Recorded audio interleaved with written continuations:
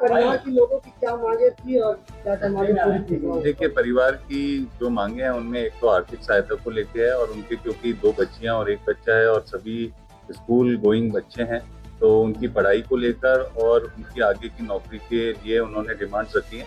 तो हम लोगों ने उनकी जो आर्थिक सहायता है उसके लिए हम लोग ऑलरेडी फॉर्मेलिटीज करके और अभी तत्काल इसको शासन भेज दे रहे हैं। बाकी बच्चों की जो पढ़ाई है वो हम उनसे वार्ता करके, और जहाँ पे भी बच्चे पढ़ाई कर रहे हैं तो जब तक उनकी एजुकेशनल रिहेबिलिटेशन का है वो पूरा हमने बोला है, आश्वस्त किया है।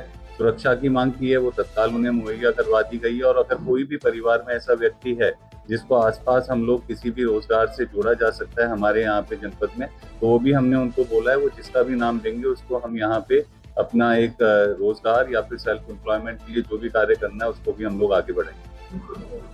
जी, जैसा कि आप सभी को विदित है, आज जनपद गोरखपुर थाना चिल्वाताल बरगदवा अंतर्गत एक घटना घटी थी। आज सुबह लगभग 4:30-5 बजे के आसपास में वहाँ के निवासी श्री राजकुमार चौहान, जिनकी उम्र लगभग 38 वर्ष है, उनके ऊपर एक जानलेवा हमला हुआ था, जिसके बाद तत्काल उनके परिजन तथा पुलिस द्वारा उनको बीआरटी अस्पताल ले जाया गया, जहाँ इलाज के दौरान उनकी मृत्यु हो गई।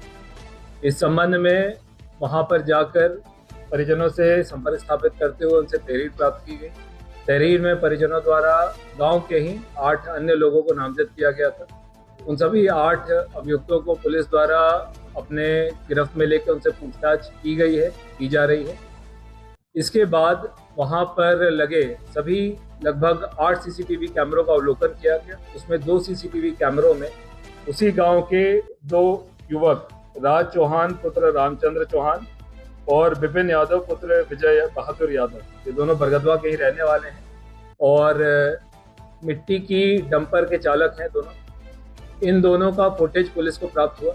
इसके बाद जब इसमें और इलेक्ट्रॉनिक सर्विलांस इत्यादि के सभी एविडेंसेस को जब कलेक्ट कराया गया और इनको गिरफ्त में लेके जब इनसे पूछताछ की गई, तब इनके द्वारा कबूला गया कि मृतक के भतीजे के द्वारा इसको मारा पीटा गया था और इसके कई बार अपमान किया गया था, जिससे ये शुद्ध था, जिसके कारण इसके द्वारा ये घटना अपने मित्र के साथ लग के कारित की गई।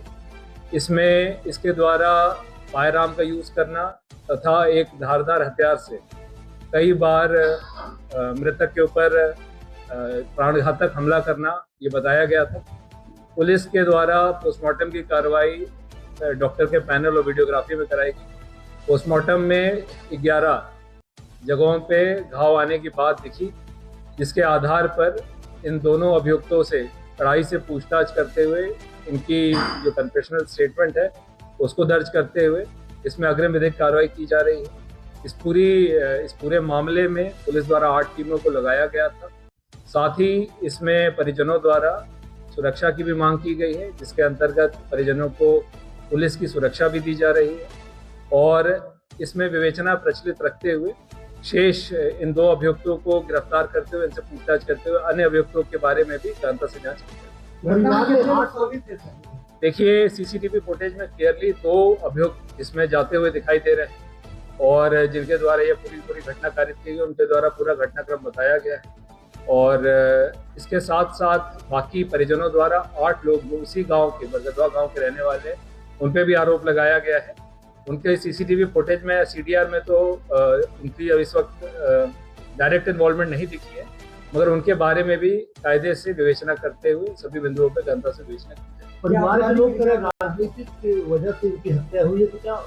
देखिए, अभी तक जो हमें अभियुक्त मिले हैं सीसीटीवी फुटेज में और सीडीआर में, इनके द्वारा ये बताया गया है कि इनकी रंजिश इनके भतीजे से थी, मगर अभी कड़ाई से पूछताछ बाकी है और विवेचना में सभी बिंदुओं को समाहित करते हुए इस पूरी विवेचना को किया जाए। हत्या की वजह क्या है? राजनीतिक उद्देश्य है कि पैसे का लेन देन है? देखिए, अभी तक जो हत्या की वजह निकल कर आई है कि इनके इस परिवार से रंजिश थी।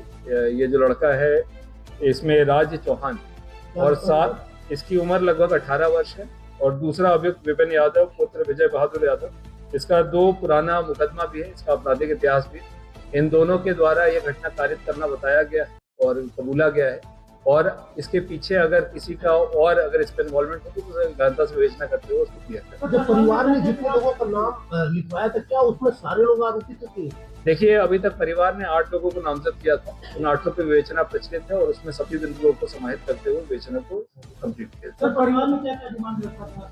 देखिए, परिजनों के माध्यम से एक विवेचना त्वरित रूप से और स्पष्ट रूप से, पारदर्शी रूप से किया जाए और पुलिस द्वारा उसमें बहुत सक्रियता से टीमों को लगाते हुए सीसीटीवी फुटेज, इलेक्ट्रॉनिक सर्विलांस के डिटेल, अभियुक्तों की गिरफ्तारी इत्यादि कार्रवाई पूरी की गई है। और परिजनों द्वारा जो दूसरी मांग थी वो सुरक्षा के संबंध में थी, वो उनको उपलब्ध करा दी गई है और परिजनों द्वारा कंपनसेशन के संबंध में कुछ बिंदु उठाए गए थे जिसके संबंध में जिलाधिकारी महोदय क्या लग रहा सर, अपराधियों की हौसले बुलंद है?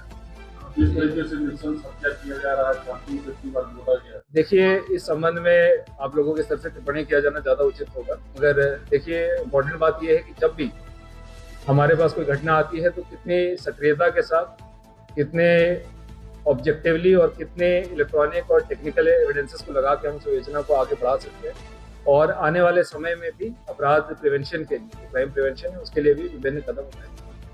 और परिवार के लोगों की पहले भी शिकायत वगैरह की थी? इसके पहले किसी प्रकार की और कोई शिकायत नहीं।